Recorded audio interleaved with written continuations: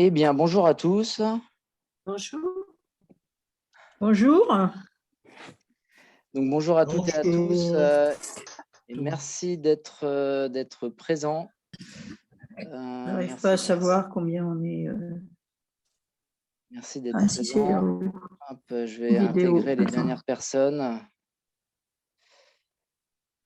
Hop. Voilà. Vidéo coupée. Alors, Alors, audio. donc, bonjour à tous. Donc, je suis Volodia de l'association Alcad. Donc, bienvenue dans cette conférence en ligne intitulée La généalogie pour tous. Alors, pour celles et ceux qui ne connaissent pas l'Alcad, donc c'est une association basée à La Morlaye, donc dans le sud de l'Oise, créée en 2006, à vocation culturelle. Et donc, on organise tout au long de l'année des conférences, des sorties. Alors, en ce moment, les sorties, c'est compliqué. Des événements en lien avec la culture générale, donc histoire, littérature, sciences, vie quotidienne.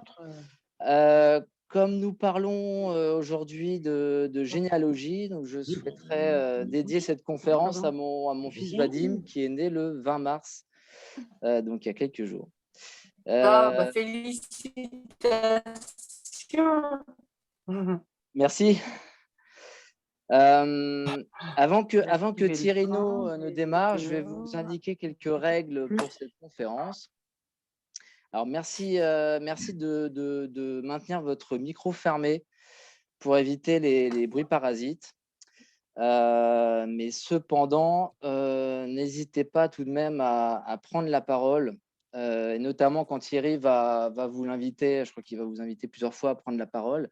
Vous pouvez utiliser également le chat en posant des questions. Vous pouvez aussi lever la main.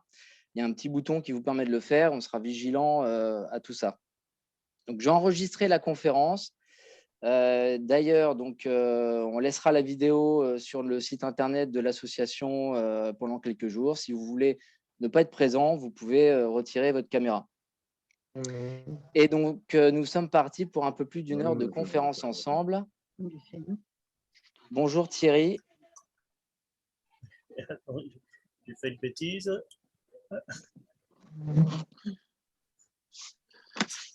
Excusez-moi. Bonjour, excusez-moi.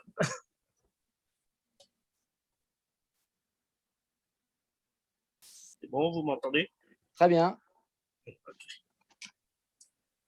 Donc, je n'ai pas. Bonjour à tout le monde. Alors, je me présente, je me nomme Thierry. Je demeure à Châteauneuf-sur-Loire, dans le 45, dans le Loiret. Je suis retraité des transports routiers et généalogiste depuis 42 ans. Vice-président de l'association généalogique de l'Oise, responsable avec mon épouse Patricia de l'antenne de Senlis, antenne qui comprend 101 communes de l'Oise. Je vous parlerai à la fin des antennes différentes de la Géo, ainsi que du travail que nous réalisons et que nous mettons à disposition de nos adhérents. Tout d'abord, vous n'aurez pas besoin de beaucoup de choses pour faire votre généalogie. Il faut de la patience, un crayon à papier. Pardon.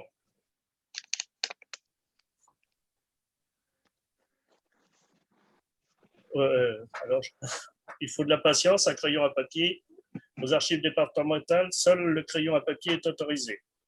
Il vous faut également une loupe et un ordinateur si possible. Les registres ou documents ont passé pour certains plusieurs siècles. C'est notre mémoire, il faut les respecter au maximum. Alors, quelques conseils, ne mouillez jamais vos doigts pour tourner les pages des documents que vous aurez en main. Tournez les pages délicatement sans les plier. Pas d'annotation sur ces documents. Et si vous voulez prendre une photo, n'utilisez jamais le flash.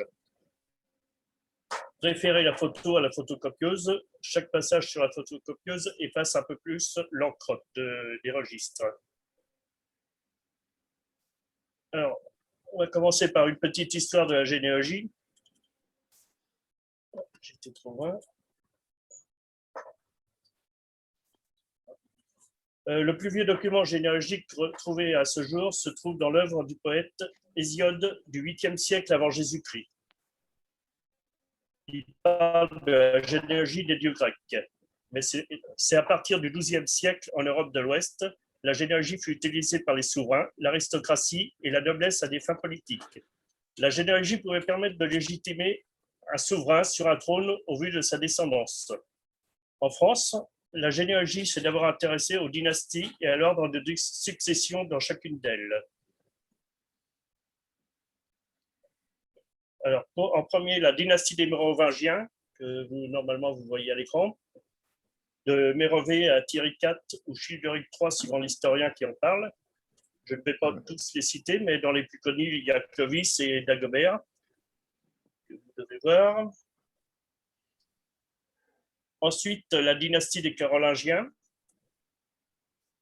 de Pépin le Bref à Louis V le Fainéant, dont le plus connu Charlemagne, Louis Ier le Pieux, Charles II le Chauve. Ensuite vient la dynastie des Capétiens, de Capet à Philippe VI de Valois. Alors, certains auront peut-être la chance de monter jusqu'à Capet, ce que j'ai fait pour mon épouse qui en est arrivée là. Ensuite vient la dynastie des Valois,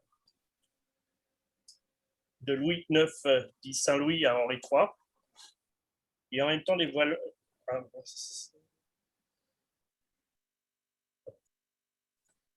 En même temps, en 1328, les Valois, justement, et ils ont instauré la loi salique, imposant en France la succession de mâle en mâle. Une fois une branche éteinte, il fallait trouver une branche issue de la même descendance. Plusieurs siècles après, Clovis, dans le courant du XIVe siècle, un article de ce code salique fut exhumé, isolé de son contexte, employé par les juristes de la dynastie royale des Capétiens pour justifier l'interdiction faite aux femmes de succéder au trône de France. À la fin de l'époque médiévale et à l'époque moderne, l'expression « la loi salique » désigne donc les règles de succession au trône de France. Ces règles ont par ailleurs été imitées dans d'autres monarchies européennes. Vient ensuite la dynastie des Bourbons, de Henri IV à Louis XVI, et par une branche à Louis-Philippe Ier, de 1830 à 1848.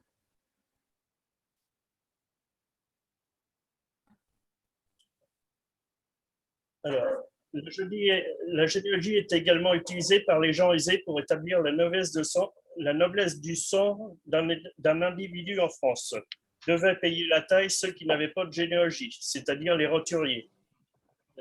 C'est en photo le rôle de taille de Paris de l'époque. La généalogie était utilisée par des gens aisés. Excusez-moi. Une ordonnance de 1666 impose aux nobles de prouver leur rang sur 4 générations afin d'obtenir un... Pardon ? J'ai pas entendu. Non, c'est un petit bruit comme ça. Je pense pas que c'est une question à tirer. Pas de souci. Une ordonnance de 1666 impose aux nobles de prouver leur rang sur 4 générations afin d'obtenir un grade particulier dans l'armée. Il en était de même pour les femmes pour accéder à des ordres de l'Église tels celle de Malte. Enfin, la généalogie était également utilisée par l'Église pour vérifier la conformité d'un mariage au rang de la consanguinité. C'est quand les mariés ont des ancêtres à une génération donnée, ce que l'on appelle un implex, les mêmes ancêtres à une génération donnée. Alors, de nos jours, il existe la généalogie familiale et successorale. La généalogie successorale, vous avez des questions pour... je ne vous vois plus, donc hop. Personne n'a des questions sur l'histoire de la généalogie. Alors, sur la généalogie successorale, ils sont au service d'un notaire pour régler les successions. Ils recherchent les éventuels héritiers d'une succession en remontant les générations et en redescendant pour la recherche de cousins du défunt. Au maximum, à la 6e génération, c'est-à-dire les petits-enfants des grands-oncles ou tantes du défunt. Ensuite, la généalogie familiale permet de constituer son histoire familiale et de connaître ses racines en remontant le temps et les générations. Vous pouvez faire appel à un généalogiste professionnel. Attention, c'est assez cher. Bien demander un devis avant. Certains sont payés à l'heure ou à l'acte. Pas de questions là-dessus? Nous allons entrer maintenant dans le vif du sujet, c'est-à-dire comment démarrer une généalogie et savoir à quel document se lancer dans cette requête. Les papiers nécessaires. Pour commencer, parlez avec votre entourage familial, posez des questions aux plus anciens et n'oubliez pas de noter. Attention aux histoires familiales qui sont parfois, au fil des années, devenues un peu fantaisistes. Il vous faut réunir le maximum de papiers concernant votre famille. Vous avez la possibilité, par exemple, de commencer par le livret de famille de vos parents, qui vous donneront le nom de leurs parents, les lieux et dates de naissance ou de décès, ainsi que les enfants. Les livrets militaires,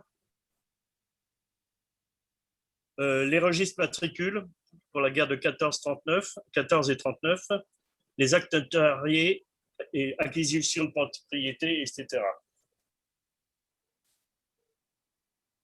Pour commencer,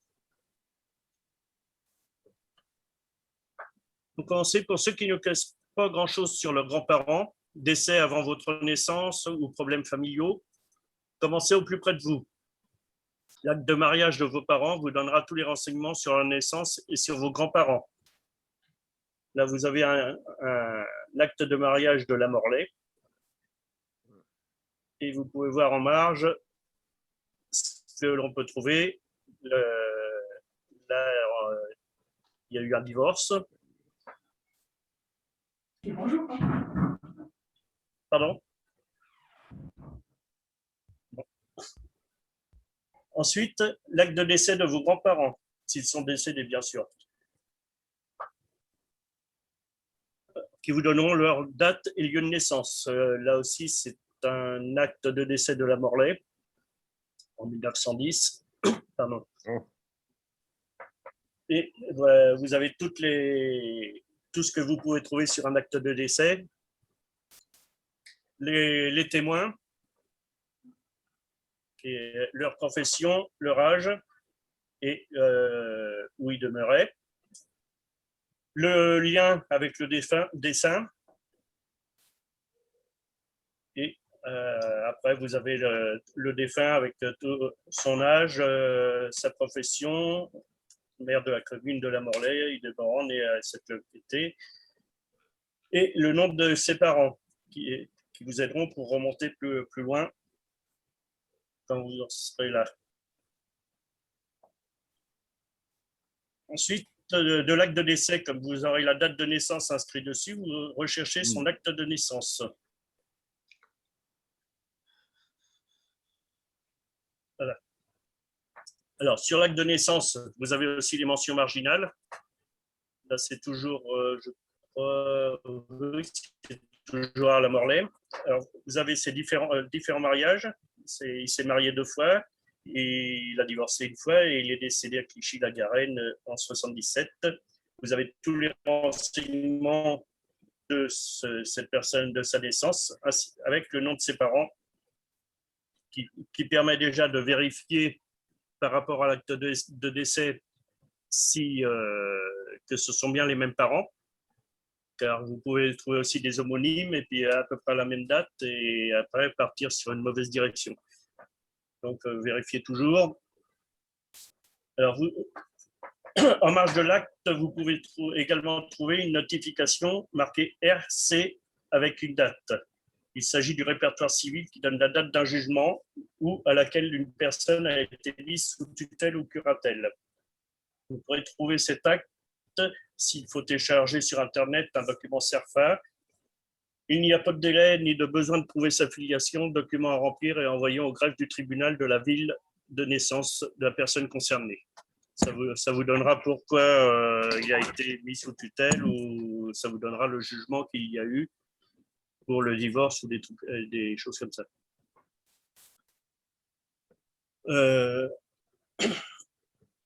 Alors, cela vous donnera ou un jugement de placement sous tutelle ou curatelle. Il suffit de rechercher répertoire civil sur Internet ou aller sur legifrance.gouv.fr.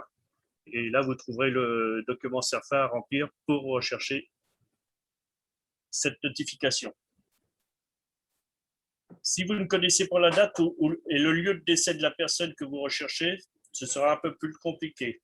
Commencez par la commune où il demeurait entre 1792 et parfois même longtemps avant, à nos jours, il y a les dates décennales. Ce sont la liste alphabétique des personnes nées, mariées et décédées dans la ville, ou en fin de chaque année, une table annuelle qui se présente pareil, mais seulement pour l'année écoulée, qui aide beaucoup pour les recherches et surtout beaucoup. Et sur beaucoup, vous avez en plus le numéro de l'acte et la page, ce qui est encore plus facile pour vous y retrouver. N'oubliez pas de noter tout ce que vous trouverez sur les actes. Les enfants, les témoins, tout ce qu'il y a.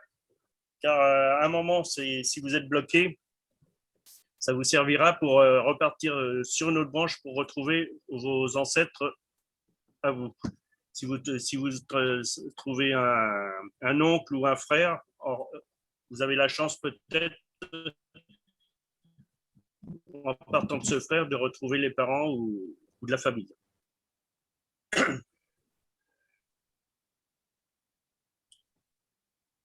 Alors, plus vous remonterez dans le temps, moins il y aura de renseignements. Il y a également des communes qui n'ont plus rien, détruites par la guerre, incendie ou vol. L'incendie provoqué par la commune en 1870, ça fait partir en fumée tous les registres de Paris depuis l'an 400 et quelques. Registre communal et registre du greffe. Certains actes ont été reconstitués, mais il en manque encore beaucoup. Et voici un exemple d'acte de la Morlaix en 1714. Et là, vous voyez qu'il y a beaucoup moins de renseignements. Le premier qu'on avait vu, c'était 3 pages. Celui-là tient sur une demi-page. Donc, vous aurez de moins en moins de renseignements au fur et à mesure que vous avancerez. La petite croix que vous voyez avec une flèche, enfin la flèche c'est moi qui l'ai mise, mais la petite croix c'est un report, le plus souvent à la fin de l'acte ou en marge. Ça indique qu'il y a eu un oubli dans la phrase et l'oubli est reporté à la fin sur ce qui manquait dans la phrase. J'ai une question, Thierry. Oui. Comment fait-on pour lire ce document? Parce que Oui. c'est complètement illisible. Ancienne, Oui, c'est écriture ancienne. Là, c'est assez lisible. Oui, c'est encore pas trop. Il y a pire. Mais au fur et à mesure que vous avancerez, de toute façon, vous verrez que au fur et à mesure, vous arriverez mieux à lire les actes anciens. Oui. C'est au fur et à mesure, avec le temps, vous allez avancer sur des actes et au fur et à mesure, l'écriture va changer. Donc, vous arriverez à pouvoir lire des actes. Bon, celui-là, il est largement lisible. Vous avez des actes de 1500, fin 16e, début 17e, qui sont carrément illisibles, qui sont lisibles pour certains, mais que moi aussi j'ai du mal. Hein. Des fois, je passe plusieurs jours pour traduire un petit acte. Hein. Et pourtant, ça fait longtemps que j'y suis dessus. Mais je vous en ferai voir des pires que ça.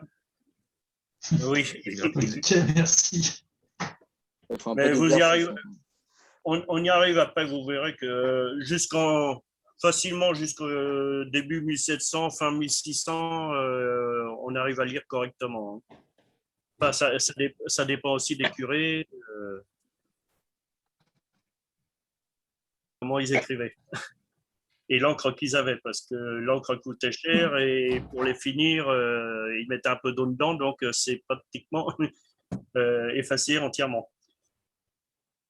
Alors, pour trouver tout cela, oui, on a quelqu'un, alors Clico, je suis obligé de l'appeler Clico, mais qui nous dit « La pratique fait son œuvre et il ne faut jamais désespérer ». Voilà. Merci Didier. Ah, Didier, c'est mieux. C'est la personne qui est spécialiste sur les registres judiciaires. Ah oui, d'accord. Alors, pour trouver tout cela, vous avez les mairies, mais également, et maintenant c'est assez facile, les archives départementales en ligne. Je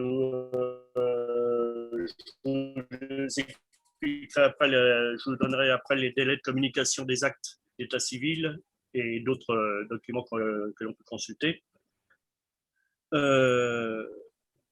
Si vous avez les demandes pour les mairies, la majorité répondent à vos demandes d'actes. Soit vous avez les demandes en ligne par Internet, ce qui se fait beaucoup maintenant, ou alors par courrier. Préférez donner un petit coup de fil à la mairie de recherche, savoir s'ils ont encore leur registre. Parce que la plupart ont leur registre qui ont été mis aux archives départementales. À savoir que les petites mairies n'ouvrent leur mairie que très peu de temps dans la semaine.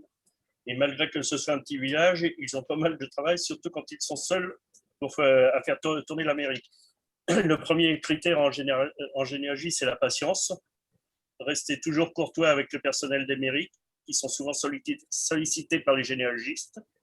Les employés de mairie ne feront pas de recherche pour vous, ce n'est pas leur travail, très peu le font, et le plaisir, c'est quand même de trouver soi-même. Mais en général, le font si vous donnez un minimum de fourchette, au minimum une fourchette de date assez courte, plus ou moins 5 ans. Et si ce sont des dates assez récentes, car ce n'est pas sûr qu'ils arrivent à lire les actes anciens. Toujours demander une copie intégrale. Et n'oubliez pas de joindre à votre demande une enveloppe timbrée pour la réponse. Dans l'Oise, les archives départementales pour l'état civil vont environ jusqu'à 1912. Parfois un peu plus, suivant les communes. Et entre cette date et le délai de 75 ans, puisqu'il y a un délai de 75 ans pour lire les actes, pour avoir accès aux actes de naissance et de mariage. Pour les décès, il n'y a pas de délai. Alors, entre la 1912 et de nos jours, et 1946, 1946 en ce moment, il faut se déplacer aux archives départementales, soit demander en mairie, s'ils ont encore leur registre, et il y a une multitude de sites géologiques pour recherche sur Internet. Je vous donnerai les liens à la demande. Juste un petit conseil, vérifiez systématiquement tout ce que vous trouverez sur Internet. Il y a beaucoup d'erreurs et ce serait dommage de partir sur une mauvaise voie. Et aussi, ce n'est pas parce que vous avez un nom à particules que vous êtes noble. Ne recherchez pas obligatoirement une lignée royale ou un cousin célèbre. S'il y a effectivement un lien, vous le trouverez au fur et à mesure de vos recherches. 9 Français sur 10 descendent de Charlemagne, mais il va falloir le prouver, si c'est votre cas, car vous n'aurez pratiquement rien pour le confirmer. N'ayez pas honte et le cachez si vous avez un ancêtre qui a mal tourné, truand, meurtrier, prison, etc. Attention également à l'orthographe des noms qui changent au fil des années, et aussi les noms qui ont été féminisés. Exemple, Rousseau pour les hommes et Roussel pour les femmes. Mais il y en a beaucoup d'autres comme ça. Si vous recherchez une femme Rousseau, bien regardez à Roussel également. Pour mon patronyme, on a trouvé 11 orthographes différentes. Pour l'orthographe, pour les nombreuses personnes qui venaient d'autres régions, on parlait beaucoup le patois, ou alors avec un accent très prononcé. Et le curé écrivait ce qu'il entendait. J'ai un ancêtre, alors que son nom en Bretagne est Le Bourdonnec, sur l'acte de mariage dans l'Oise, il est marqué Le Bardonnel, alors que son nom en Bretagne, c'est Le Bourdonnec. Je l'ai su grâce à un ami qui parlait breton et qui m'a dit que le A se prononçait où. On peut également avoir sur le même acte le même nom orthographié différemment. J'ai un acte de mariage où mon nom est écrit No-N-A-U, No-N-A-U-D ou N-E-A-U. Et ceci pour les mêmes membres de la famille. Alors, pour les...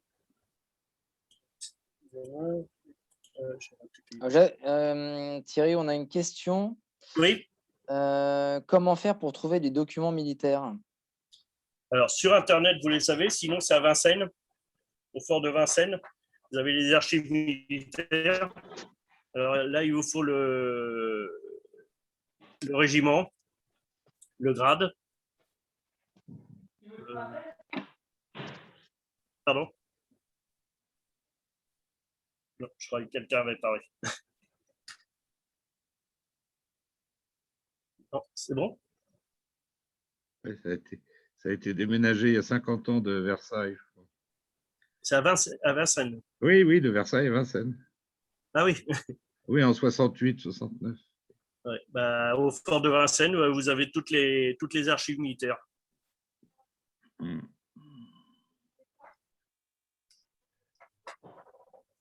Alors, sinon, en généalogie, il y a aussi une numérotation spéciale. La plus utilisée, Ouais, la très bien. numérotation, pardon, Elle est très bien. la plus utilisée est la numérotation Sosa-Stradovich, créée en 1676 par Jérôme de Sosa, reprenant la méthode publiée à Cologne en 1590 par Michel Hesinger. Je vous en parle plus loin. Ne croyez pas que ça ne sert pas à grand-chose, vous verrez que l'on est bien content de l'avoir quand les générations augmentent. Vous trouverez sur Internet de nombreuses associations, dont l'Association généalogique de l'Oise, dont je fais partie. L'association relève pour leurs adhérents tous les actes des communes de l'Oise et aide pour la lecture des actes anciens, pour vous aider à débloquer une branche récalcitrante. Personnellement, je m'occupe de toute la région de Senlis, mes grands-parents paternels étant de Poix-la-Forêt. Pardon? J'ai pas entendu. Bon, je crois que c'est un bruit de fond. Hein. Ouais, c'est un bruit de fond, Thierry. Ah, pardon. Mes grands-parents étaient de Poix-la-Forêt, je connais assez bien cette région. Alors, les antennes de la Géoise sont Beauvais, dont le responsable est Hubert Richier, et Odile Chantrel. À Bornel, c'est le responsable, c'est Madame Brigitte Rosalski. Madeleine de Cluseau et Colette Van Vac. À Compiègne, c'est le siège. Crépy-en-Valois, le responsable, c'est Madame Arlette Bouet. Et à Mouille, responsable, Marie-France Paquin, notre présidente. Et enfin, Senlis, dont je suis responsable. Nous publions un bulletin trimestriel dans lequel nous publions des relevés, des histoires qui se sont passées dans l'Oise, des questions-réponses, des généalogies de nos adhérents ou personnes célèbres, et tout un tas d'autres choses intéressantes. Pour tout renseignement, s'adresser à Marie-France Paquin, notre présidente. Donc, vous voyez le reste là.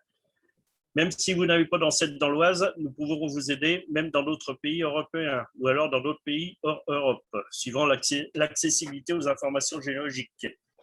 Et la lecture des actes. J'ai eu récemment quelqu'un qui me demandait de rechercher en Arménie et je ne lis pas l'arménien. Oui, c'est sûr. Alors, voici un acte ancien qui date, alors, si j'ai la date, le 24e. Il n'y a pas la date dessus, mais enfin, je crois que ça doit être fin 17e. Il n'y a pas la date. C'est un acte de la fin du 17e, donc vous voyez déjà les taches d'encre. Et la lecture déjà plus difficile. Alors, au fur et à mesure, vous aurez des difficultés à lire les actes et les associations sont d'un grand secours dans ce domaine. Pour déchiffrer, reportez-vous aux mots que vous arrivez à lire sur l'acte ou les actes à côté.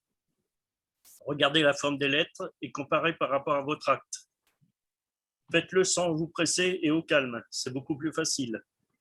Si vous êtes dans une salle où tout le monde crie ou qu'il y a beaucoup de bruit, c'est très difficile à se concentrer.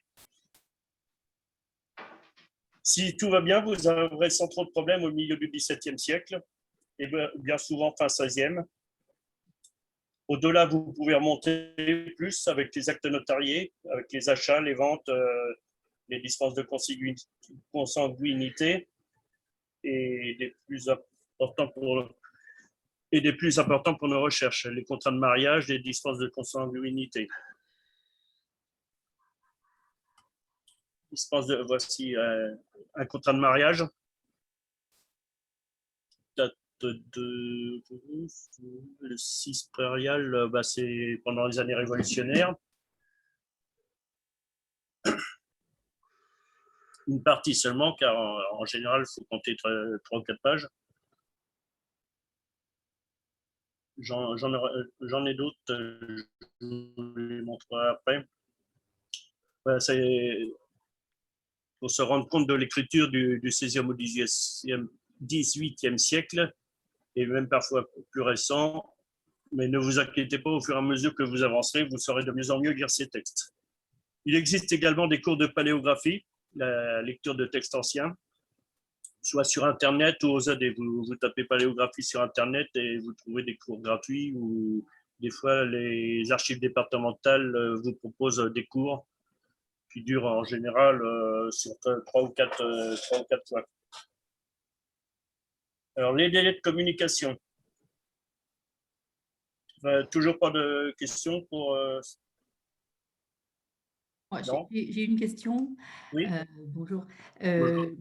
Je n'y connais rien à la généalogie et je me demandais si le métier des personnes donc, qui ressort sur les est-ce qu'on s'y intéresse J'ai pas entendu la fin. Est-ce qu'on s'intéresse au métier des personnes enfin des ancêtres que l'on retrouve dans le cadre des recherches, ou pas du tout? Ça ne fait pas partie de la généalogie? Ah si, au contraire, la généalogie en soi, c'est pas trop de rechercher, de monter des noms, des prénoms et ainsi de suite. Le mieux, c'est de savoir comment ils vivaient, où ils vivaient.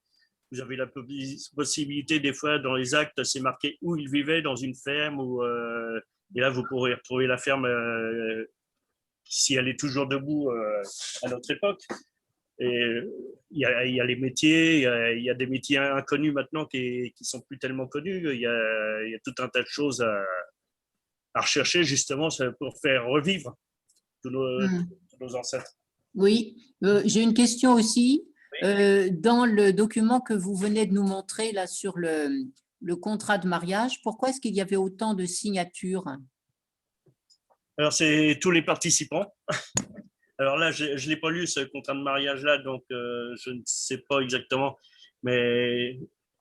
Alors, parce que habituellement, de nos jours, ceux qui signent, ce sont les témoins. Les témoins, mais là, il y a les mariés. Mais là, j'ai l'impression qu'il y a beaucoup de gens. Là, il doit y avoir la famille aussi, parce qu'il peut y avoir aussi quand l'un des mariés est sous tutelle d'un oncle ou quelque chose comme ça. Donc, des fois, il y a toute la famille qui se réunit pour... c'est la manière de faire. Hein. Pour préciser qui va être tuteur de telle personne. Donc après, il y a tous les frères, ou les oncles. Mais là, je ne l'ai pas lu entièrement, celui-là.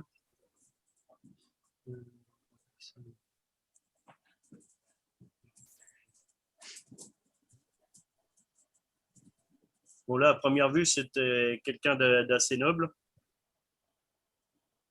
Quoique, c'était pendant les années révolutionnaires, donc je ne pense pas que les nobles avaient beaucoup accès. Ils changeaient leur nom. Oui. Pas en France. Ouais. Mais... Parce que là, je vois qu'il y a un maréchal. Oui. Ouais, c'est-à-dire que c'était pas seulement les témoins qui signaient, c'était tous les gens qui étaient là. Oui, les gens qui étaient présents, oui. Oui. Ah oui. Non, mais il y avait quelquefois 8 frères et sœurs de chaque côté. Ah oui. Les familles étaient nombreuses. Oui, à l'époque, oui. Alors, il y a un maréchal, alors c'est qui? Vous arrivez à décrypter ou... Là, c'est au temps de Napoléon, parce que c'est marqué fait et passé à l'égard de Sa Majesté impériale, au château de Saint-Cloud, du futur époux et de monsieur. Et d'ailleurs, il y a une signature un peu... Ouais. Il y a Davout. Oui, il y a Davout. Ah oui, effectivement. Et Davout, il y a Martin, il y a Hortense Bonaparte. Ah oui. Et donc, voilà, ça est c'est pas n'importe qui. Ah oui, d'accord. Et là, le maréchal, c'est Masséna, là. Maréchal de Loupière, Masséna, oui. Masséna, ça a l'air d'être ça. Ah, ouais. Maréchal de Loupière et signé Masséna à côté. Ouais. Ah, ouais, bien vu. Ouais, super. Ouais, donc, c'est de la famille à Bonaparte. Et à la Je ne l'ai pas fait exprès, je l'ai pris au hasard.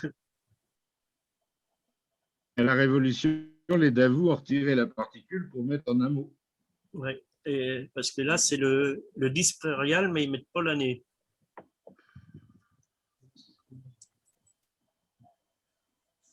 Pas l'année, j'aurais dû mettre.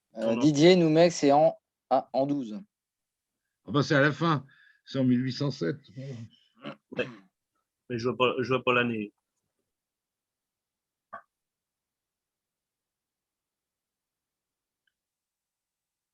Moi, je lis l'an 12 de la République française. C'est normal.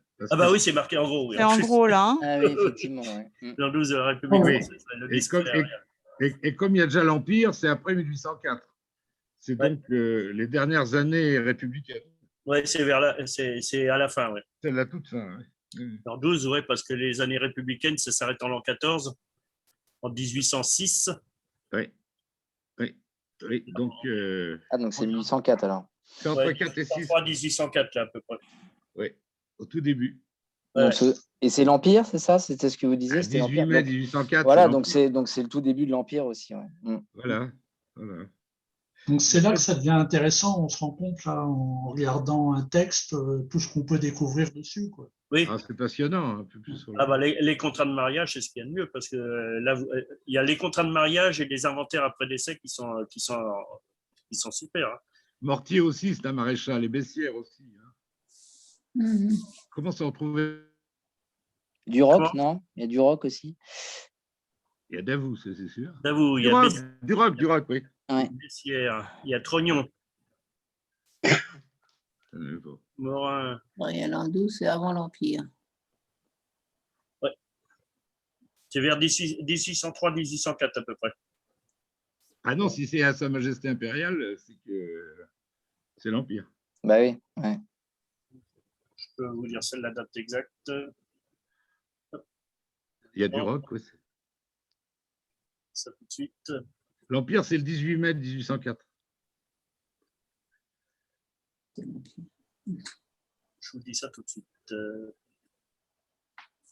C'est le dit prairial en 12. Prairial, c'est le printemps. Prairial, oui. Des prairies. Oui. L'an 12. L'an 12 en plus, c'est l'an 12 prairial. Le 1er juin 1804. Ah, donc c'est peu de temps après. Ouais. L'Empire, il avait 12 jours. Hein. Ouais. Ah vache, c'est chaud. Non, mais c'est bien, c'est un exemple de décryptage. 12 jours, l'Empire. Contrat de mariage. Et on ne sait pas qui c'est alors, du coup. Juste. Comment? On ne sait pas qui c'est, il n'y a pas le nom. Faudra que je vais le retrouver. Oui, non, mais il n'y a pas de. Non, mais. Juste comme ça, mais. Alors, ils habitaient au 10 Place Vendôme. Oui, c'est chic. À Paris. Oui.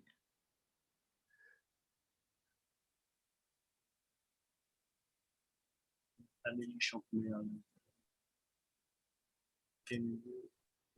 Intéressant. Hein. Je le retrouverai en entier, puis je vous l'enverrai, et puis vous reverrez avec. Davout, il a marié sa fille. Comment? Davout, il a marié sa fille, Vigier, celui du château de la Morlaix. Et les Vigiers descendaient de lui. Ah oui. Le maréchal Davout. Ouais, je le retrouve en entier. Sinon, d'autres questions? Non. Ah, c'est passionnant. Alors, vous avez les délais de communication d'archives. Je vous laisse lire. Hein, les délais de communication, c'est 75 ans pour les naissances et les mariages, ou 25 ans après le décès de la personne concernée. Les décès sont immédiatement consultables. Les minutes et répertoires des notaires, c'est 75 ans ou 25 ans après le décès de la personne concernée et 100 ans concernant les mineurs. Le secret médical, c'est 75 ans ou 25 ans après le décès de la personne ou 120 ans pour les documents concernant les mineurs et touchant à l'intimité de la vie sexuelle. Alors, vous pouvez obtenir ces documents sans délai, seulement si vous pouvez prouver votre filiation directe. Oui. Mais c'est aussi une autre histoire parce que les documents médicaux, c'est assez dur à avoir. En général, ils les détruisent, beaucoup les détruisent. Donc, on n'a plus de... Sinon, il y a le site de l'assistance publique. Il faut se déplacer, c'est à Paris. Où vous avez l'adresse sur le site, hein, vous tapez assistance publique, vous avez le site. Et là, ils ont toutes les archives, mais des hôpitaux de Paris. C'était en ligne pendant un moment, mais faute de moyens, ils ont laissé tomber. Donc maintenant, il faut se déplacer aux archives de Paris. Et moi, c'est comme ça que j'ai retrouvé un ancêtre à mon épouse qui était né à Paris dans un hôpital. Et j'ai retrouvé sa naissance là-bas, sur les archives hospitalières. Pour les dossiers naturalisation, ça se demande où?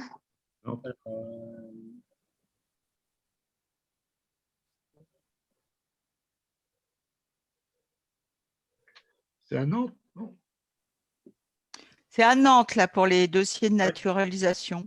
À Nantes. Oui, Enfin, c'était à Nantes, oui, c'était à Nantes, oui. mais je ne sais pas. Il y a une dizaine d'années, c'était à Nantes. Oui, il y a 50 ans aussi. Hein. Mais je ne sais pas pour aujourd'hui. J'en ai jamais eu l'occasion de m'en servir, donc je ne pourrais pas vous dire exactement. Je regarderai aussi. Sinon, je suppose qu'en tapant sur Internet dossier de naturalisation, on va pouvoir trouver. Hein. Ah oui. Donc, je regarde vite fait. Je me suis trompé de clavier.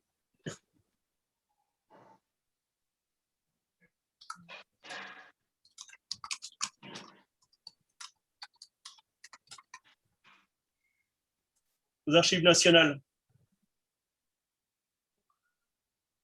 Aux archives nationales. Ouais. Les archives nationales conservent les dossiers d'admission de la nationalité française, dossiers de naturalisation aux archives nationales. Okay. Ah ouais.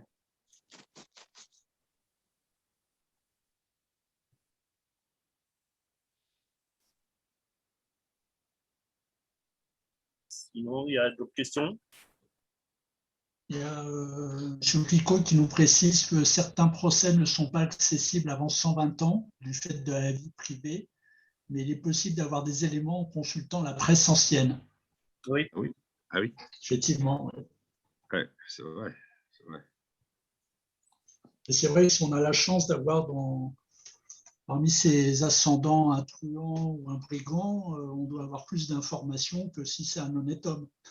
Oui. Ah bah oui, c'est une chance. C'est une chance. C'est une chance. Oui.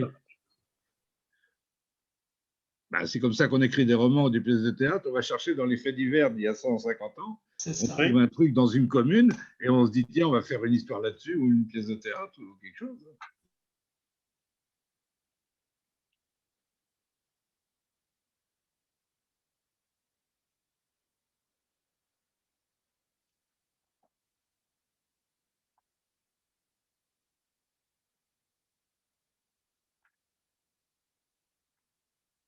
Généalogie, vous pouvez le faire à la main en faisant des fiches, mais croyez-moi, vous allez vite être débordé de papier en tout genre. Arriver à la 10e génération, même en étant très discipliné, vous allez vous y perdre. Alors, il existe de nombreux logiciels de généalogie. Les deux les plus connus sont Généatique et Eredis.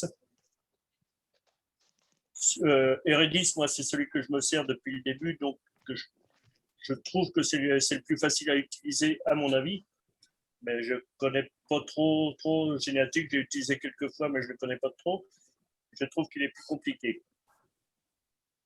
Alors, ces deux logiciels vous classent vos ancêtres et collatéraux, hein, réalisent des arbres d'après les données que vous y avez entrées. Il vous écrit aussi votre généalogie en livre, génération par génération. C'est pour cela, n'hésitez pas à relever le maximum de choses concernant vos ancêtres. Vous verrez que ça vous servira toujours. Noter les enfants, les oncles, les parrains, c'est toujours important. Vous avez la possibilité de télécharger sur Internet gratuitement une version d'évaluation de ces deux logiciels. Donc, à vous de voir celui qui vous plaît le mieux. C'est gratuit. Vous pouvez rentrer, je crois, c'est 50 personnes pour essayer.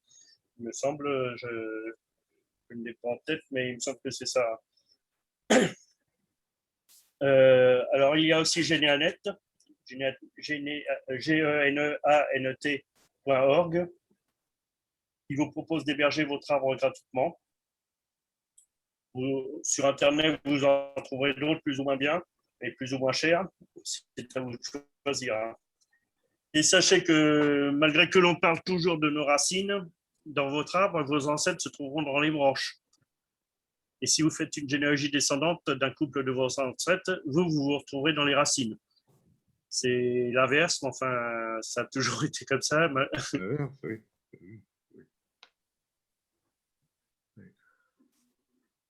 Alors, on vient à la numérotation SOSA. La personne à qui vous faites la généalogie aura toujours le numéro 1, le 2 Cujus. Le père de cette personne aura le numéro 2, c'est-à-dire le double de cette personne. La mère aura le double plus 1. Les hommes auront toujours un numéro père, les femmes toujours un numéro impère. Ouais, c'est génial. Alors, vous voyez sur le tableau, c'est assez bien expliqué. Si vous avez un logiciel de généalogie, ça le fait automatiquement. Hein. Vous n'aurez pas à vous occuper de rentrer les numéros SOSA. Ça vous le met par génération et par numéro SOSA directement. Et ça peut bien servir quand on arrive assez loin dans la généalogie. Hein. Il y a aussi les abréviations généalogiques. Alors, les plus importantes.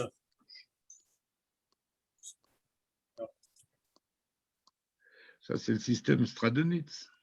Oui. Alors, attendez, je sais. Il y a quelque chose qu'il ne fallait pas. On a une question. On a une question, hop, que je la retrouve. Mais Didier a répondu visiblement. Où peut-on trouver des permis de conduire antérieurs à 1930? Didier indiqué aux archives départementales. Oui, sans doute, oui. Si les séries ne sont pas passées au pilon pour des problèmes de place. Voilà, exactement. Et il y a une question aussi d'Isabelle qui dit « Les archives de Nantes, personne né à l'étranger, m'ont communiqué un acte de naissance sans filiation alors qu'il a plus de 75 ans. Leur raison est que le registre contenant l'acte a, lui, moins de 75 ans. » Ouais, exact. Pardon. Allez-y. Si le registre n'est pas terminé, il sera pas, on n'aura pas le droit d'avoir les actes qui sont dedans. D'accord. C'est une fois le registre terminé que vous avez accès aux 75 ans, aux plus de 75 ans. D'accord.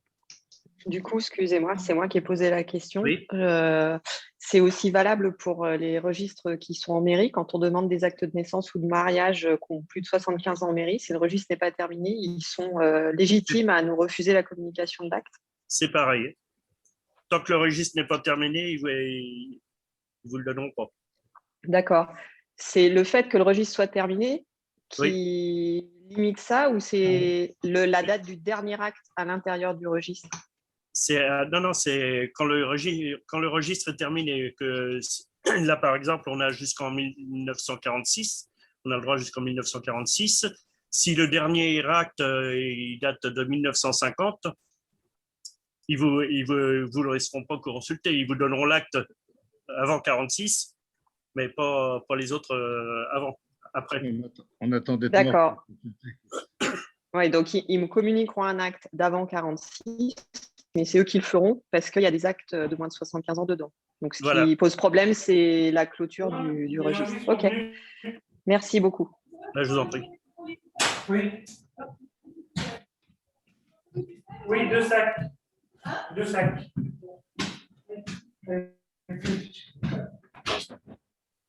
C'est bon? C'est bon? Oui, oui, c'est des bruits parasites. Oui, oui. N'oubliez pas de couper vos micros pour ne pas gêner la conférence, s'il vous plaît. Merci.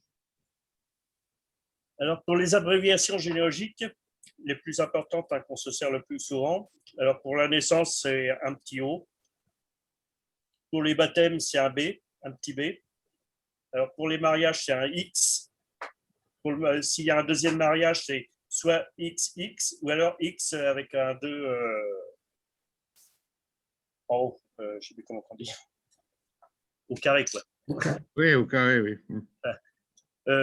Pour un second mariage. Puis ainsi de suite, s'il y a le troisième mariage, c'est X3 et ainsi de suite. Pour les décès, c'est une croix, c'est un plus. Pour les inhumations, c'est un plus entouré de parenthèses. Les contrats de mariage, c'est CM en majuscule. Pour les divorces, c'est 2 parenthèses, mais inversées. Oui. Et pour dire une date environ, si on n'a pas la date exacte, on marque CA. En petit lettre, CA. Circa. Pardon? Circa, qui veut dire envie. Qui veut dire à peu près. Sur le logiciel, c'est bon pour ça? Alors, sur le logiciel, alors là, je vous présente Redis parce que moi, c'est Redis que j'utilise. Alors, n'hésitez surtout pas, comme je le répète, à noter tout sur vos actes. Ça vous aidera. Là, c'est un de mes ancêtres, sur Henri-la-Ville. Il y a toutes les naissances. Alors, ça, c'est Redis. Vous avez tous les enfants. Alors, le numéro SOSA, comme je disais, il est là, avec le numéro de la génération, 9e génération, et le numéro 306. L'homme, la femme, la date de mariage, l'âge au mariage. Alors, vous pouvez.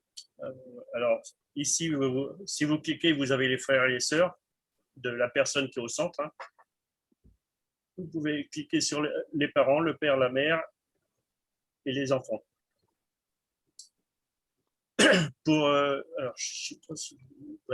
Alors, pour rentrer une personne dans le logiciel, c'est pas compliqué, il y a juste à remplir les cases. Là, vous mettez tout ce que vous avez rentré, les personnes liées, les autres noms, la source, notez toujours bien la source. Là, vous pouvez rentrer les témoins. Les médias, si vous avez une photo de l'acte ou une photo de la personne, vous pouvez rentrer. Là, la carte, ça vous donne la répartition géographique.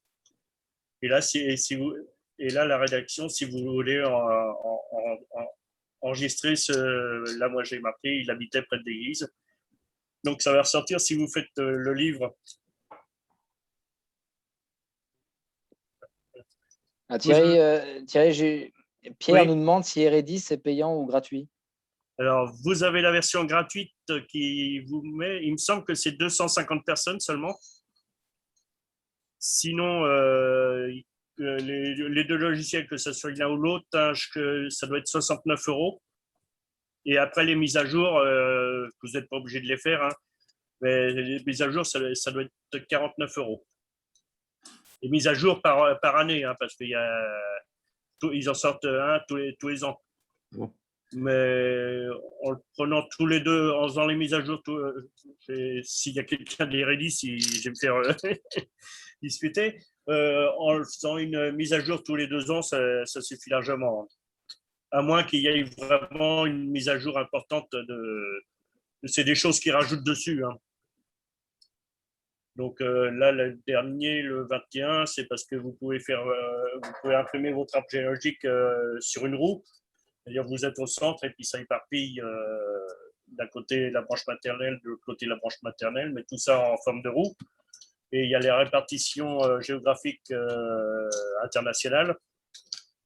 Donc ça vous donne une carte avec tous les points où vous avez des ancêtres sur la totalité du monde. Sinon, sur généatique, je pourrais vous dire. Mais en général, ils se valent tous les deux. Hein. Quand il y en a un qui met une mise à jour, l'autre, il met la mise à jour quelques temps après. Hein. Moi, je trouve que c'est plus simple. Et Redis, c'est pour remplir, pour faire les arbres. Généatique, c'est un peu plus. J'ai trouvé que c'était un peu plus compliqué, mais enfin, c'est à vous de voir. Il faut télécharger la version gratuite.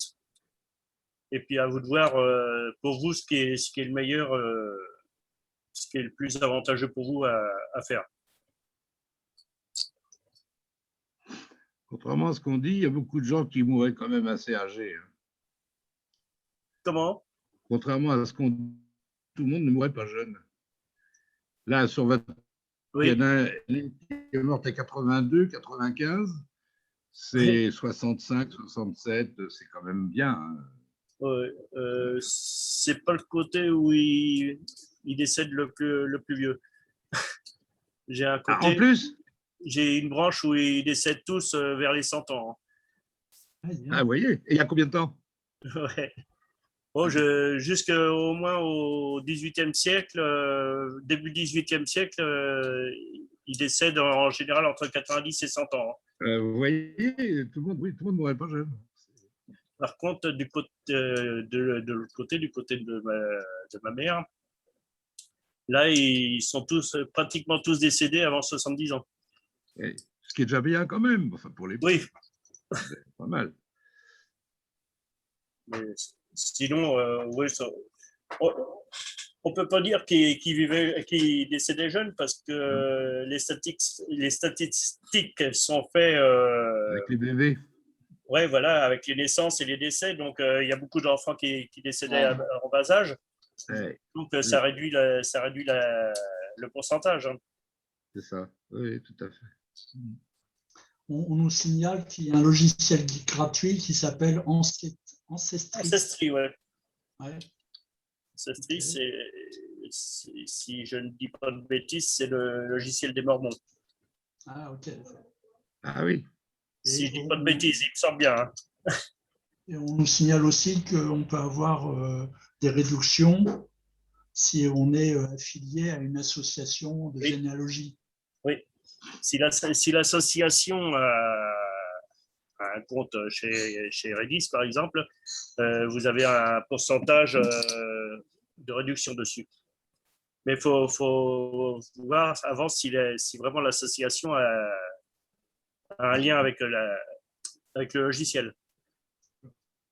Autrement, on a une question, c'est que pensez-vous des tests ADN pour remonter l'affiliation?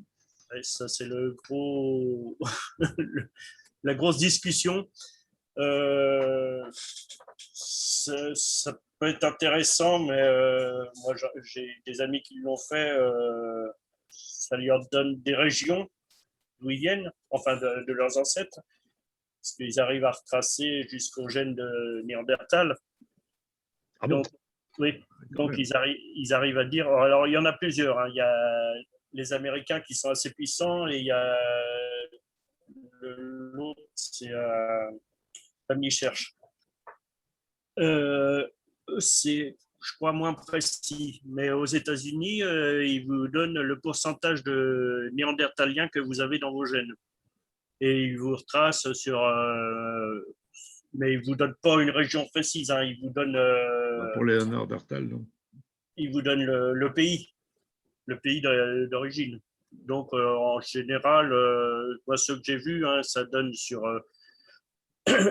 tous les pays nordiques, tous les pays de l'Est, l'Allemagne, Hongrie, enfin tout ce coin-là, jusqu'en Russie. Et malgré ce qu'on dit qu'on descend tous de quelqu'un d'Afrique, à première vue, il y en a beaucoup qui n'ont aucun lien avec l'Afrique, malgré qu'on remonte jusqu'à Néandertal. Donc, alors, est-ce que c'est précis? Est-ce que c'est valable? C'est le grand débat qu'il y a. Déjà, en France, normalement, c'est interdit. C'est passible d'une amende de 30 000 euros. Ouais. Mais enfin, à première vue, personne n'a. J'ai jamais entendu quelqu'un qui avait été verbalisé. Hein. Alors, c'est le grand débat. Là, il faut chercher sur Internet les débats qu'il y a, si c'est valable, si c'est pas valable. Ça vous donne des cousins lointains? Beaucoup aux États-Unis, parce qu'aux États-Unis et au Canada, ils le pratiquent beaucoup. Donc, vous retrouvez pas mal de liens, enfin, entre parenthèses, avec les gènes de personnes au Canada et aux États-Unis. Mais ça vous donne un pourcentage. Moi, ce que j'ai vu, ça donne des pourcentages de 0,015%. Ou... Bon, il y en a qui ont retrouvé des parents proches grâce à ça. Des demi-frères ou des pères. Mais je ne sais pas si... Je ne suis pas trop tenté pour l'instant. Est-ce que c'est vrai? Bon, ça coûte, je crois, dans les 75 euros. Entre 50 et 75 euros, je crois. Aux États-Unis, ça doit être 75 euros. Mais il faut passer par un autre pays parce que c'est interdit en France. Donc, c'est à vous de voir. Essayez. Vous direz ce que ça donne. C'est vrai que par Néandertal, ça donne des cousins lointains. Hein. Oui, là, ça remonte pas mal. Hein. Là, ça va, oui. Oui. Là, c'est chaud. Hein. Est-ce que c'est fiable? Est-ce que c'est pas fiable? En plus, il y en a beaucoup qui disent que vous donnez toute votre génétique à des laboratoires, à savoir ce qu'ils en font après. Oui. Comme c'est dans des pays étrangers, vous n'avez pas de recours. Donc, ils peuvent en faire ce qu'ils veulent. Il faut voir, faut peser le pour et le contre. Moi, personnellement, pour l'instant, non. Au vu de ce que j'ai vu de ceux qui l'ont fait, ça ne donne pas grand-chose. Enfin, il y en a peut-être que ça donne quelque chose de bien. Mais... Oui. Chacun à voir. Hein. Oui.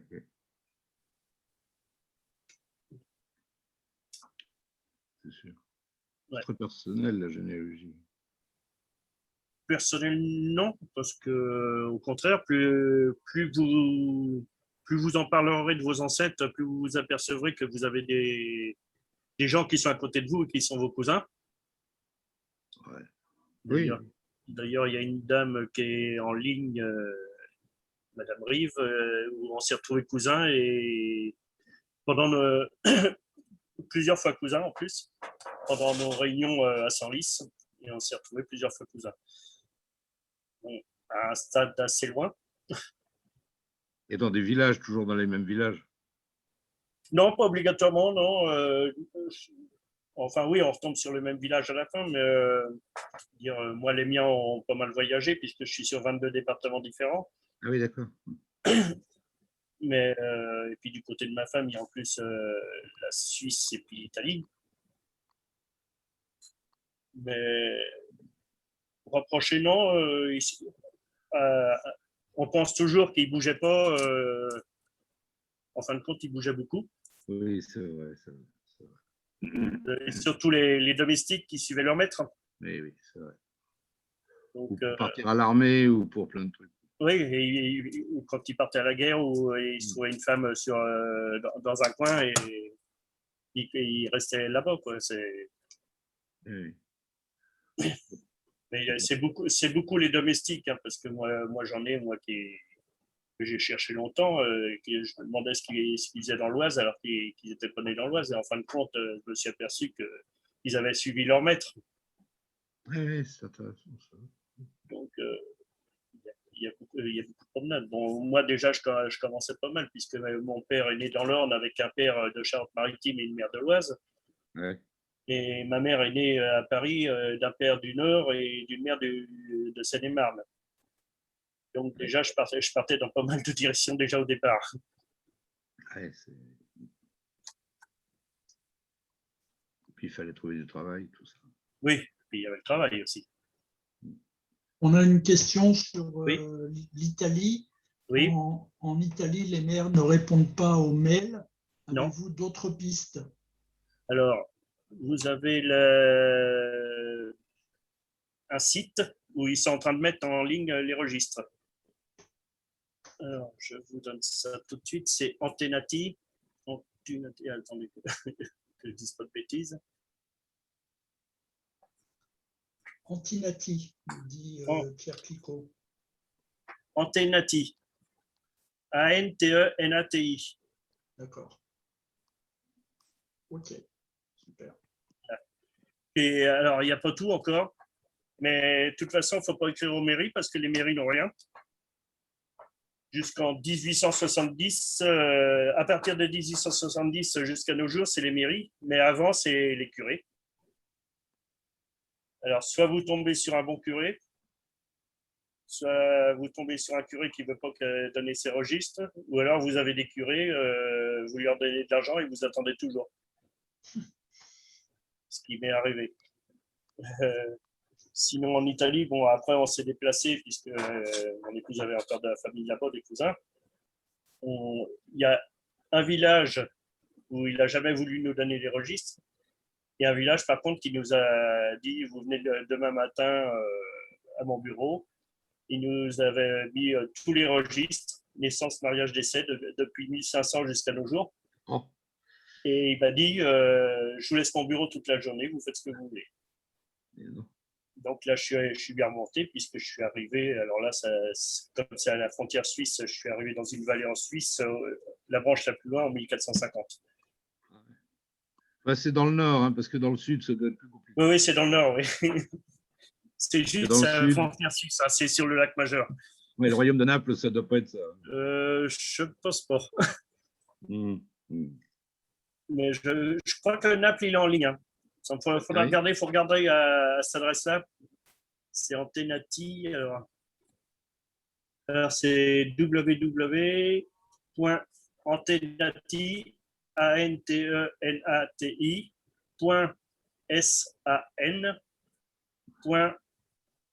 BENICULTURALI.it.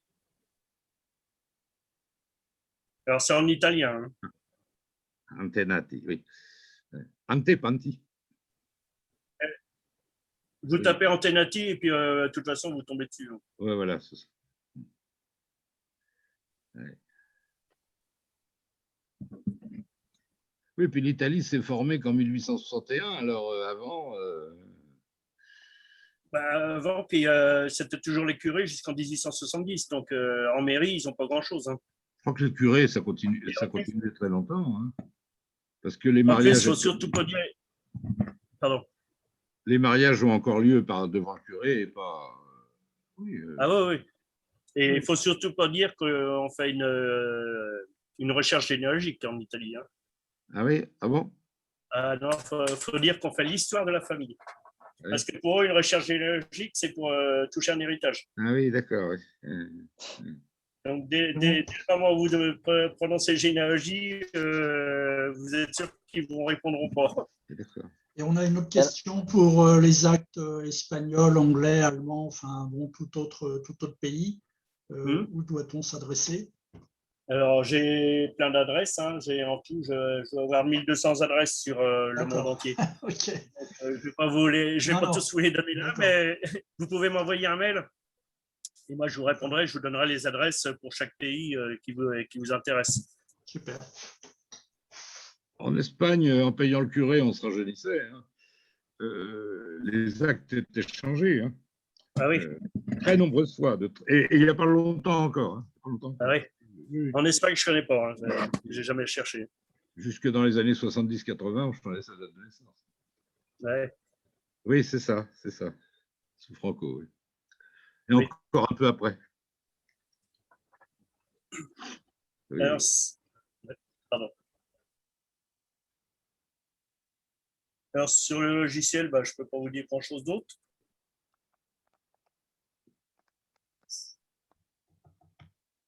Alors, sinon, quand vous aurez fait votre généalogie, ou même avant, vous pouvez faire l'histoire d'une rue, la généalogie d'une rue, un peu, enfin, l'histoire ou généalogie. Alors, là, vous pouvez rechercher dans les annuaires ou les almanachs. Ça permet de retrouver la liste des commerces occupant une rue ou à une date donnée, les cartes postales, les dossiers par voie en série O aux archives départementales sont la source essentielle pour relever les dates d'ouverture des voies, d'alignement et de travaux.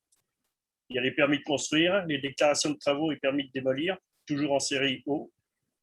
Ça permet de recueillir des informations sur le bâti et son évolution dès 1945. Les dossiers les plus anciens sont peu fournis, notamment en termes de plans ou d'images. Plus on avance dans le temps et plus les dossiers deviennent précis. Tout comme pour les casiers sanitaires, les permis de construire permettent de relever des noms d'architectes.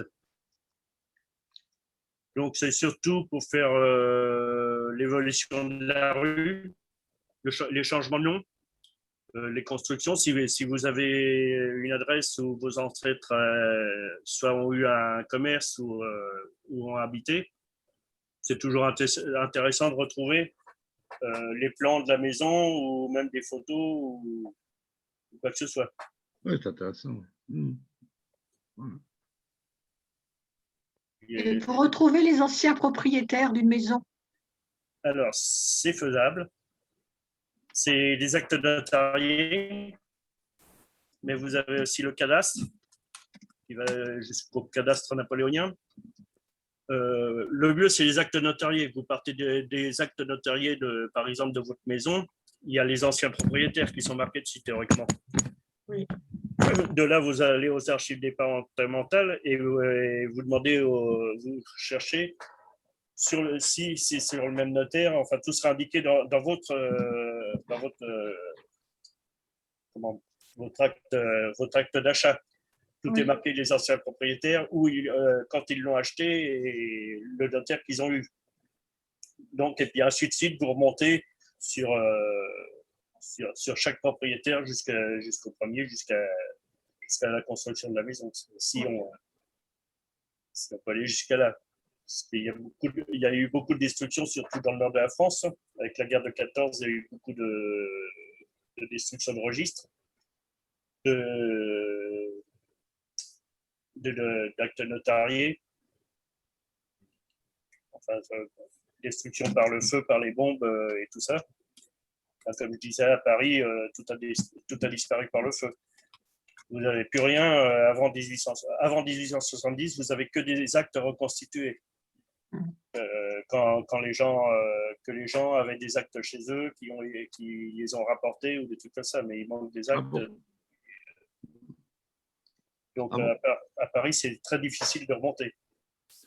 J'en ai un 1868 dans le 3e arrondissement, avec les signatures de tous les témoins aussi, pareil.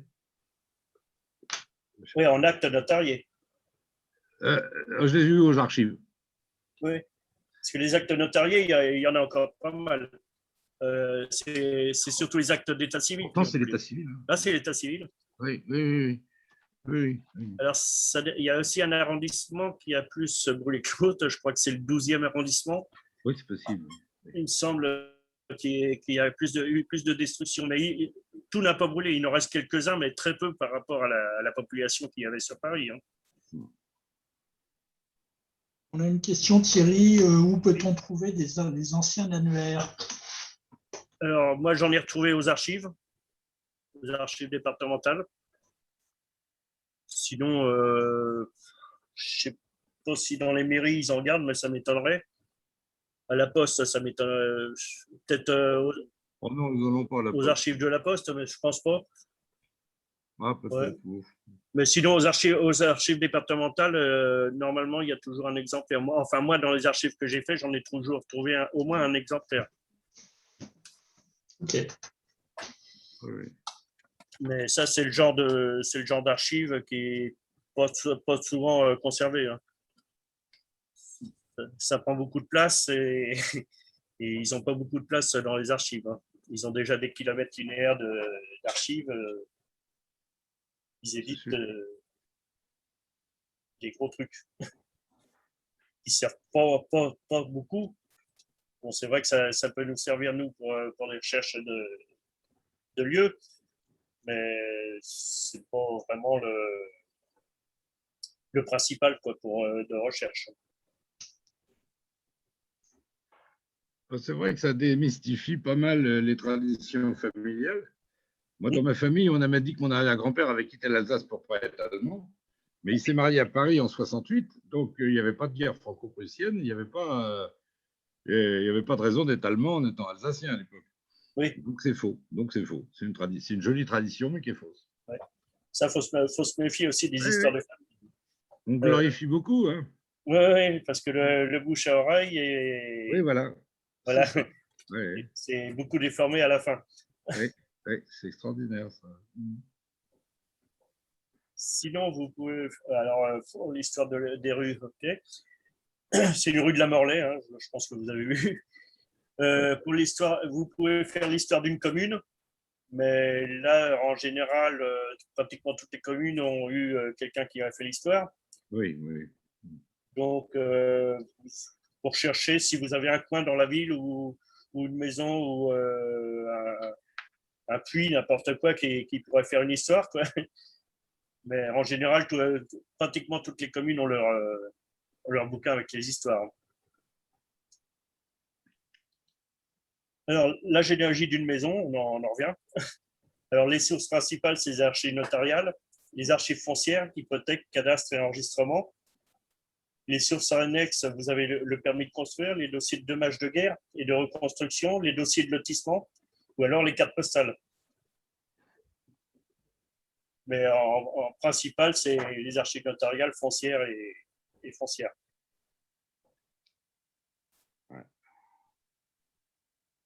Alors, vous avez aussi les archives judiciaires depuis 1800. Alors là, Didier, j'espère que je ne vais pas dire de bêtises. Alors, dans les archives judiciaires, vous trouverez à la recherche les adoptions, les divorces et nationalité. Aux archives des tribunaux de première instance de 1800 à 1958 et depuis 1958 aux archives de grande instance. Aux archives départementales. Alors, aux archives départementales, il y a adoption dans les fonds de la Maison de l'Enfance et de l'Aide sociale à l'enfance en série X et W. Les adoptions par la nation, les fonds de l'Office national des anciens combattants et la nationalité au journal officiel série 2K UPO à partir de 1941. Pour un ancêtre emprisonné, il y a la presse locale avec les comptes rendus publiés des sessions de la cour d'assises en série PRR et les délits passifs d'emprisonnement jusqu'à 10 ans consultables aux AD en rôle d'audience et jugement. Et si on descend de Landru, comme ça on le saura. Oui, voilà. Alors, pour un ancêtre commerçant ou artisan, vous avez le tribunal de commerce. Là, c'est autre chose. Hein. C'est pour les commerces. Hein. Alors, pour un ancêtre commerçant, vous pouvez rechercher au tribunal de commerce. Alors, il y a je pense pas qu'on puisse l'avoir en ligne. Il doit falloir se déplacer. Là, je n'ai pas fait encore. Je suis en train d'entamer seulement dans ma commune. Sinon, il y a beaucoup d'autres généalogies que vous pouvez faire. Hein. Il y a les châteaux, il y a les maisons, il y a un tas de choses. Hein. Ici, personnellement, moi, j'ai fait tous les résidents du château de la ville depuis la construction en 1031 par Henri Ier jusqu'à nos jours. Donc, on avait fait il y a 2 ans une exposition dans les souterrains du château. Oui, Henri Ier, c'est pas hier. Hein. Non, c'est assez vieux quand même. Mais on a retrouvé tous les résidents. Hein. C'est vrai, jusqu'à nos jours. Ouais. Maintenant, c'est la mairie qui l'habite, malheureusement. Oui. Sinon, alors dans les sites internet, vous pouvez trouver, alors il y en a beaucoup, hein, sur Google, j'ai tapé généalogie, il y a plus de 6 millions de sites. Donc, bon courage. Alors, les principaux, c'est les archives départementales. Hein. Vous avez pratiquement toutes les archives départementales de France qui sont en ligne. Vous avez Généanet. Généanet, alors il y a une partie gratuite et une partie payante. Vous pouvez mettre aussi, ceux qui parlaient de logiciels de généalogie, vous pouvez mettre votre généalogie sur Généanet, c'est gratuit. Hein. Et ça vous fait l'arbre pareil. Ce qu'il y a, c'est que vous êtes obligé d'avoir une connexion à Internet pour pouvoir accéder à votre arbre. Vous avez Philae pour rechercher, qui est à peu près égal à Généanet. Qui fait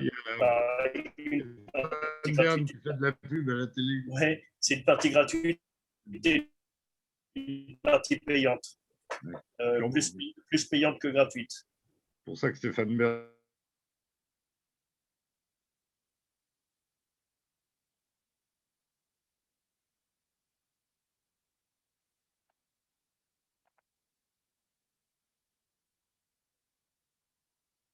Oui. Oui, continue de le faire. Ouais. Oui. Sur la France, c'est pratiquement, ils ont pratiquement fini, hein, parce que pratiquement au début, c'était tout sur microfilm aux archives et pratiquement tous les microfilms venaient de chez eux. Alors, vous pouvez rechercher. Alors, toujours pareil, attention aux erreurs. Ils sont parfois diffusés, que ce soit sur Généanet, Philae ou Family Search. Il y a beaucoup d'erreurs, des fois volontaires, parce qu'il y a une personne que j'avais trouvée qui parlait d'un de mes ancêtres, que la date n'était pas bonne, et quand je lui ai dit, on m'a répondu, mêlez-vous de ce qui vous regarde. Donc, il y a des erreurs volontaires et des erreurs involontaires. Donc, toujours vérifier les erreurs qu'il pourrait y avoir. Si vous avez une date, allez tout de suite sur les archives et regardez tout de suite si vous avez bien l'acte. Et beaucoup de gens recopient les erreurs. Hein. Voilà, et quand il y a une erreur, il y a 20 personnes derrière qui copient la même erreur. Hein. Donc, toujours faire attention à ça.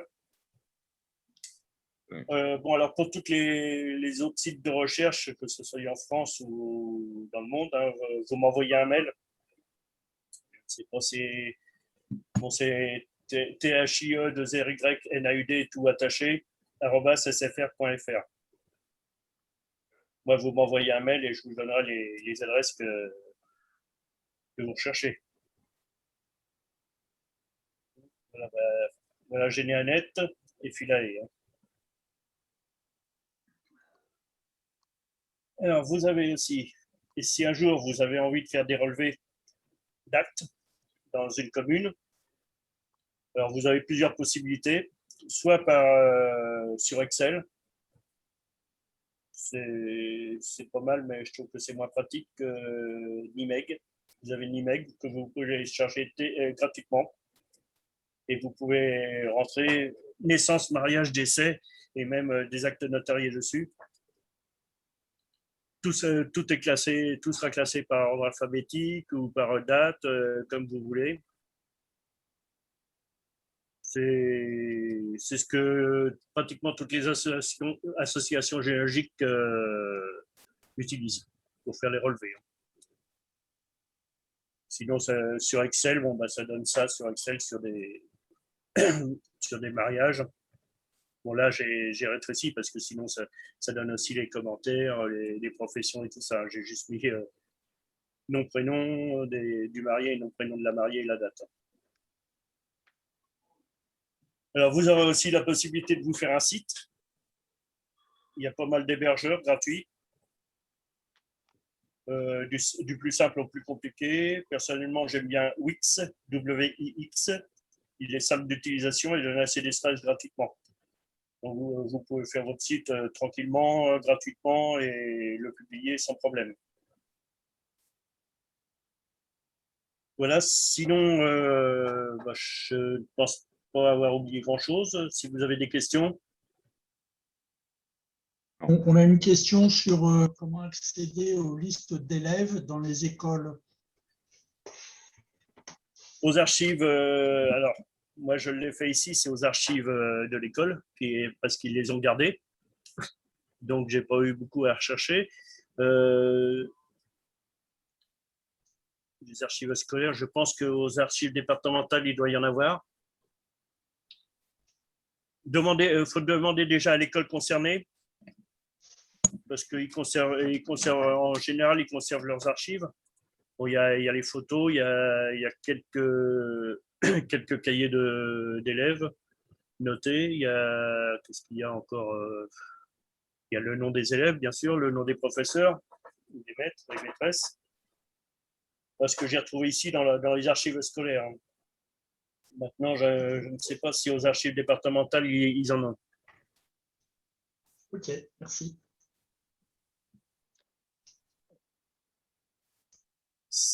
Sinon, normalement, en temps normal, avant la pandémie et en espérant que ça se finisse bientôt, je suis tous les premiers samedis du mois à l'antenne de Senlis, de l'association généalogique de l'Oise, tous les premiers samedis après-midi du mois, de 14h à 17h30 à la salle des rencontres au 9 rue Georges Clemenceau à Senlis, au rez-de-chaussée. Et à cet endroit, j'ai 3 armoires complètes de relevés, aussi bien de l'Oise, bon, surtout de la région de Senlis, puisque je suis sur la région de Senlis, mais dans les autres antennes, vous aurez pratiquement toute l'Oise de relevés. Il en manque quelques-uns encore, on n'a pas tout fini. On a aussi des relevés papier qu'on est en train de numériser, des vieux relevés papier quand l'ordinateur n'existait pas encore.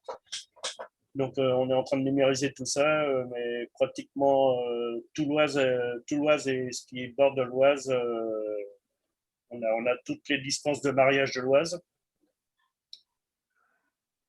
On a encore. Je suis là, quand je suis là-bas, c'est pour aider. En général, on est entre 10-12 personnes dans le local. C'est parfois pas toujours les mêmes, mais enfin, souvent, on voit souvent les mêmes gens, mais il y en a beaucoup qui viennent se rajouter. On discute surtout d'essayer de débloquer quelqu'un qui est bloqué sur un couple. Il arrive à un couple et il n'arrive pas à trouver le mariage, les naissances ou les décès, donc on les aide sur ce point-là.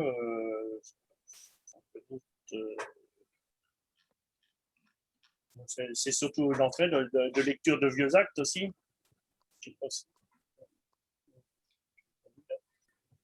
Des lectures de vieux actes, qu'est-ce qu'il y a encore, enfin, tout ce qui concerne la généalogie, on se rend compte, on boit un petit café et un petit gâteau et on discute. Voilà. Est-ce qu'il y a des questions éventuellement? Ou s'il n'y en a pas, vous pouvez contacter directement Thierry ou à l'adresse email de l'association de l'ALCAD et moi je ferai le lien avec Thierry, pas de souci. Écoutez, il est 19h32. Merci beaucoup Thierry pour cette animation. C'est moi qui vous remercie de m'avoir écouté. C'est une première pour moi, donc c'est peut-être pas au point. Très bien, très bien.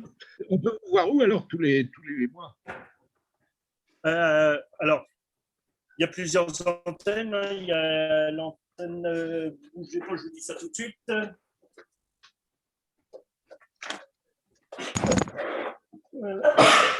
Alors, vous avez l'antenne de Crépy-en-Valois qui est alors,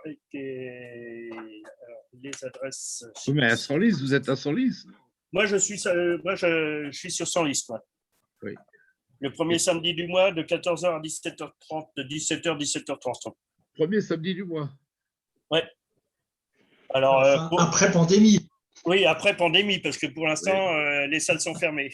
Ah, c'est pas avant 50 ans? Oui. Oui, voilà. Ouais. On a peut-être un petit espoir. Il paraît qu'au mois de juin, ça devrait être bon. Oui, j'ai entendu. Ouais. Et alors, à Senlis? Comment? C'est où est-ce à Senlis? Alors, c'est au 7-9 avenue Georges Clemenceau. 7-9 avenue. Oui, avenue Georges Clemenceau, c'est pas loin de la zone industrielle, c'est la route qui va vers Chamant. Ah oui, d'accord. Oui, d'accord. Oui. À partir du centre, au rond-point du Cerf, là, c'est un peu plus loin sur la droite. Voilà, oui, d'accord. Alors, Bon, bah, écoutez, merci en tout cas, Thierry, merci à tous pour votre participation. Juste merci. deux petites minutes, pour rappeler les prochaines conférences de l'ALCAD. Donc, une conférence intitulée « Le portrait photographique » animée par Cécile Tourneur, donc du Jeu de Paume à Paris. Donc ça, c'est le 11 mai à 18 h. On a l'hôpital d'hier à aujourd'hui, donc animé par Laure Gaufre, qui est conférencière, formatrice à la PHP. Ça, c'est le 3 juin à 18 h. Et médecine, pharmacie, chirurgie, remontons le temps de la vie, également animé par Laure Gaufre. Ça, c'est le 17 juin à 18 h. Voilà, si vous n'êtes pas encore inscrit, n'hésitez pas à envoyer un mail. Donc, alcat-association@orange.fr. ou aller sur notre site. En tout cas, eh bien, merci à tous. Passez une bonne soirée. Et c'était bien. On a eu beaucoup de questions. Donc ça, c'était très bien. Ça a été très interactif. Ouais. Et donc, voilà, on a beaucoup de gens qui vous remercient, Thierry. Et le sujet n'est pas facile. Et en tout cas, donc, bonne soirée à tous et à bientôt. merci beaucoup. Merci à tous. Tchuss. Merci beaucoup. Au revoir. Au revoir. Thierry, merci. salut. Tchuss.